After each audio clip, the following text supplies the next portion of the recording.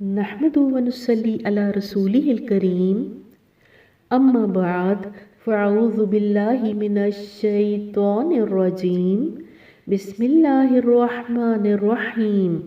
تفسیر سورہ البقرہ آیت نمبر 238 سے۔ حافظوا علی الصلوات، اپنی نمازوں کی نگہداشت رکھو، والصلاۃ الوسطیٰ، خصوصاً ایسی نماز کی جو محاسن صلاۃ کی جامع ہو، وقوموا للہ قانتین، اللہ کے آگے اس طرح کھڑے ہو جیسے فرما بردار غلام کھڑے ہوتے ہیں۔ اس آیت میں اللہ سبحانہ وتعالیٰ نمازوں کی حفاظت کا کہہ رہا ہے۔ قرآن میں اللہ نے نماز کا حکم بارہا دیا اور یہ واحد عمل ہے جس کا حکم سب سے زیادہ یعنی 700 بار دیا گیا۔ اتنی اہم ہے، جنت کی کنجی ہے۔ اس کا پہلا سوال ہے، جہاں کہیں حکم دیا نماز کو قائم کرنے کا کہا، اب یہاں نماز کی حفاظت کا حکم ہے۔ نماز کی حفاظت کیسے کرنی ہے؟ آج یہ جان لیجئے۔ نماز کے اوقات کی حفاظت کرنی ہے۔ نماز کا انتظار کرنا حفاظت ہے۔ مسنون طریقہ اذان کے کلمات کو سننا، نماز کی سنتوں کی حفاظت، اپنے جسم کو پاکی اور طہارت کی حفاظت کرنی ہے، اس کے بغیر نماز نہیں ہے۔ مسنون طریقے سے فرائض وضو کا خیال رکھنا، لباس کے ساتر ہونے کی حفاظت، جس ماحول میں نماز پڑھنی ہے وہ صاف، پاکیزہ اور خاموشی ہو۔ جب آپ نے تکبیر کہہ دی تو سمجھ لیجئے کہ ملاقات شروع ہو گئی۔ تو پھر نبی صلی اللہ علیہ وآلہ وسلم کا طریقہ کہ تم نماز ایسے پڑھو جیسے مجھے نماز پڑھتے ہوئے دیکھتے ہو۔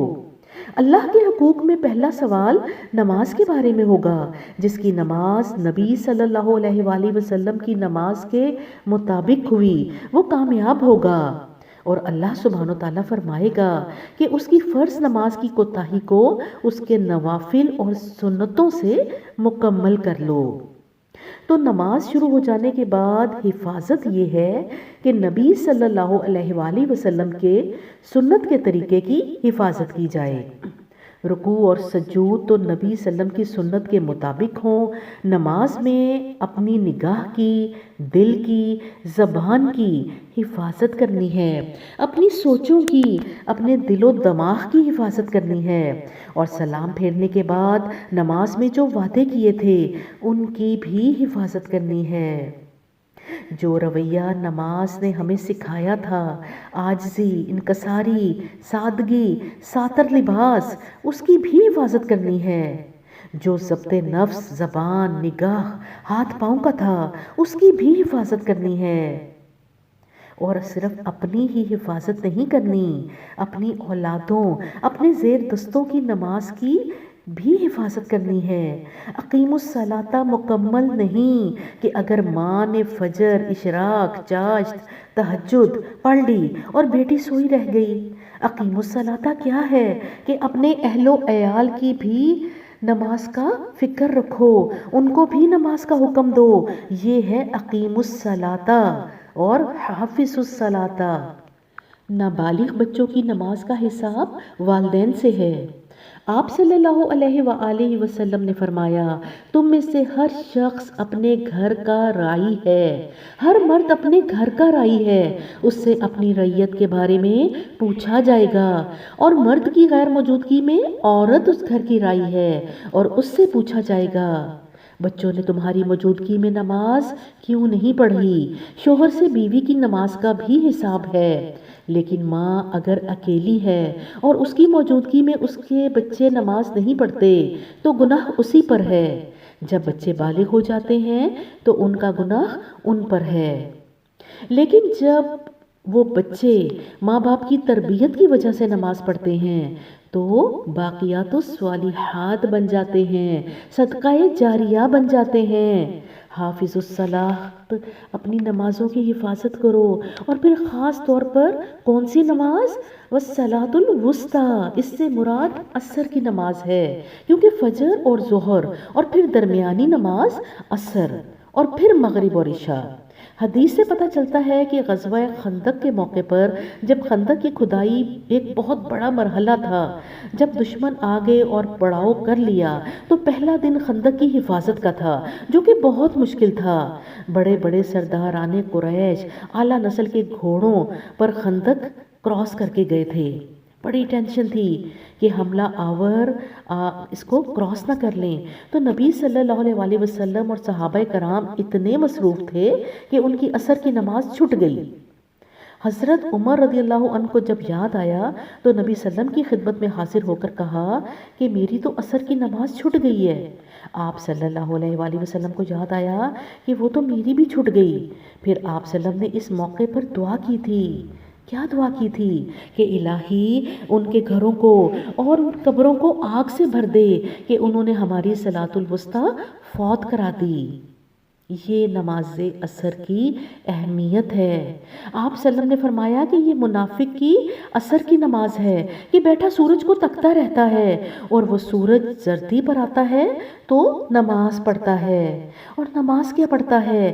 4 ٹھونگے مارتا ہے، اللہ کو کم ہی یاد کرتا ہے۔ یہ منافق کی نماز ہے۔ عصر کی نماز تو وہ ہے جس کی اللہ سبحانہ وتعالیٰ نے قرآن میں قسم کھائی ہے، والعصر۔ عصر کی نماز تو وہ ہے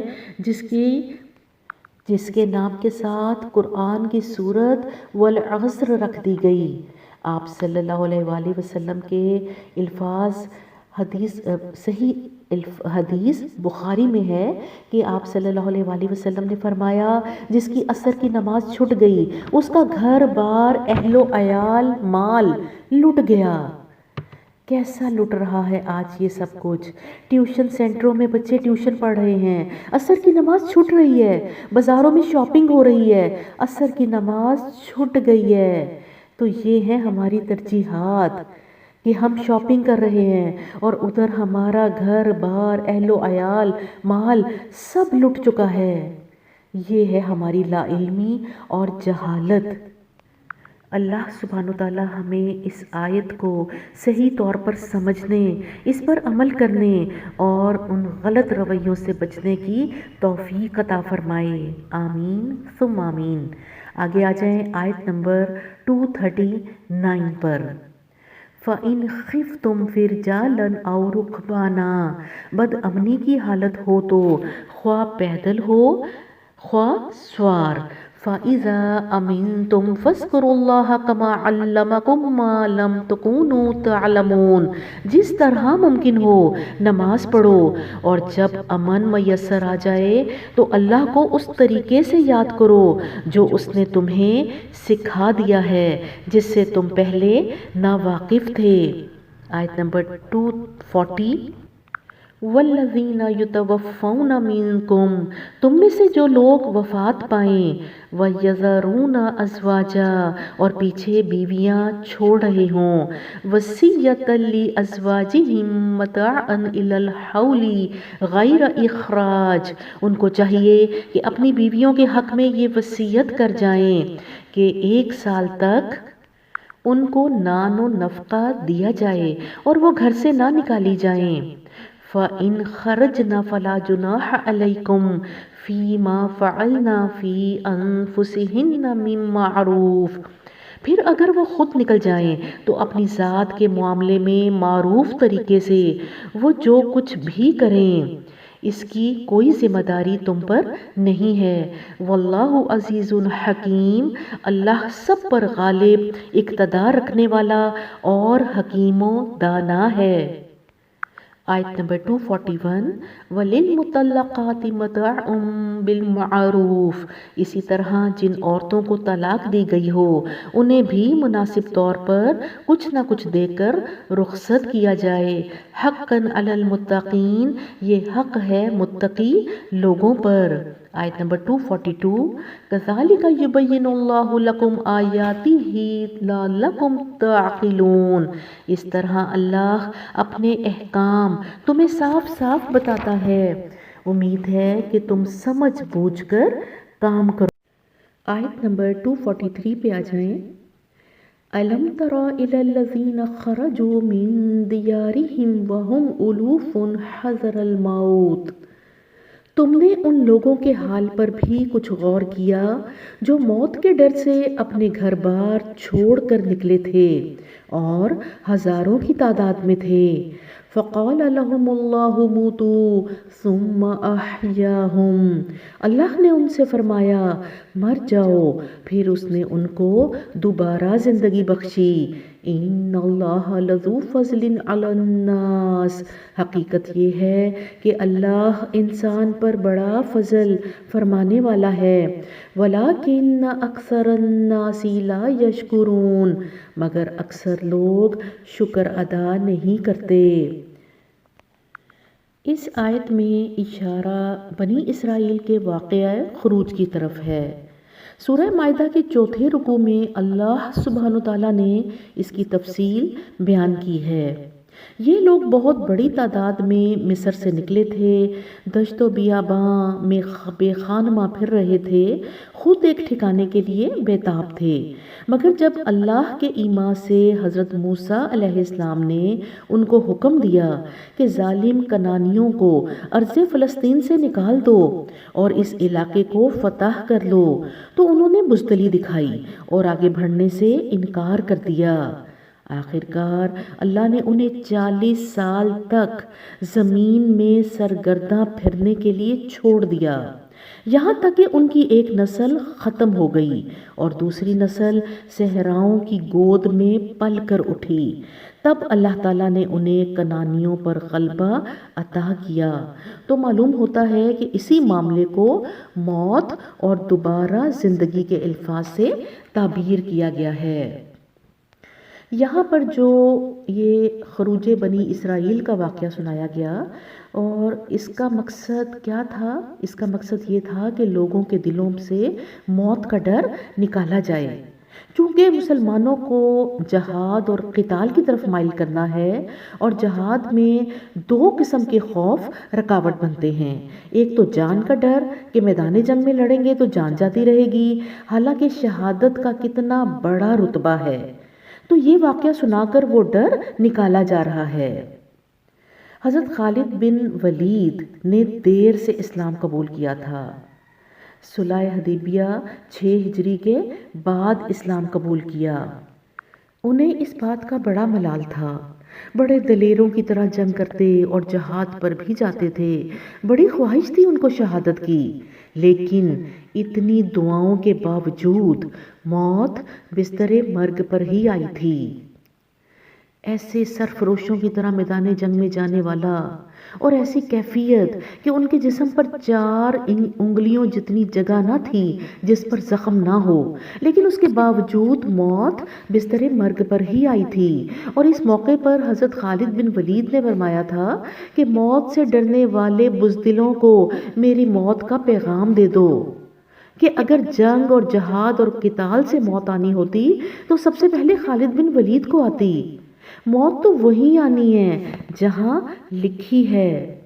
تو یہ واقعہ خروج اسرائیل کا تذکرہ کر کے قاری قرآن کے ذہن سے مر جانے کا اور موت کا ڈر نکالا جا رہا ہے۔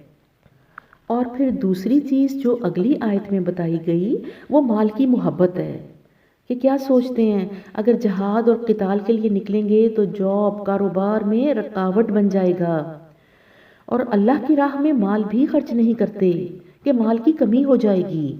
تو پہلے یہ واقعہ جو خروج بنی اسرائیل تھا، اس میں جان کی محبت نکالنے کی کوشش کی گئی اور پھر مال کی محبت نکالی جا رہی ہے۔ آگے آ جائیے آیت نمبر 244 میں، 244 وَقَاتِلُوا فِي سَبِيلِ اللَّهِ وَاعْلَمُوا أَنَّ اللَّهَ سَمِيعٌ عَلِيمٌ، مسلمانوں اللہ کی راہ میں جنگ کرو اور خوب جان رکھو کہ اللہ سننے والا اور جاننے والا ہے۔ مَنْ ذَا الَّذِي يُقْرِضُ اللَّهَ قَرْضًا حَسَنًا فَيُضَاعِفَهُ لَهُ أَضْعَافًا كَثِيرَةً، تم میں کون ہے جو اللہ کو قرض حسن دے تاکہ اللہ اسے کئی گنا بڑھا چڑھا کر واپس کر دے۔ واللہ یقبض و یبسط و الیہ ترجعون، گھٹانا بھی اللہ کے اختیار میں ہے اور بڑھانا بھی، اور اسی کی طرف تمہیں پلٹ کر جانا ہے۔ جی تو اس آیت میں اللہ کی راہ میں خرچ کرنے کی طرف مائل کیا جا رہا ہے۔ اللہ سبحانہ و تعالیٰ سوالیہ انداز میں پوچھ رہا ہے، تم میں سے کون ہے جو اللہ کو قرض حسنہ دے؟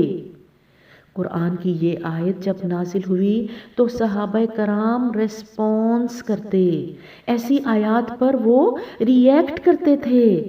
جب یہ آیت نازل ہوئی تو آپ صلی اللہ علیہ وسلم کے ایک صحابی ابو درداء رضی اللہ عنہ محفل میں تشریف فرما تھے، اور اس آیت کے الفاظ سن کر انہوں نے فوراً آپ صلی اللہ علیہ وسلم سے سوال کیا کہ کیا اللہ ہم سے قرض حسنہ مانگتا ہے؟ آپ صلی اللہ علیہ وسلم نے فرمایا، ہاں ابو درداء، اللہ تم سے قرض حسنہ مانگتا ہے اور اس کے بدلے میں تم سے جنت کے باغوں کا وعدہ کرتا ہے۔ اتنا بڑا وعدہ!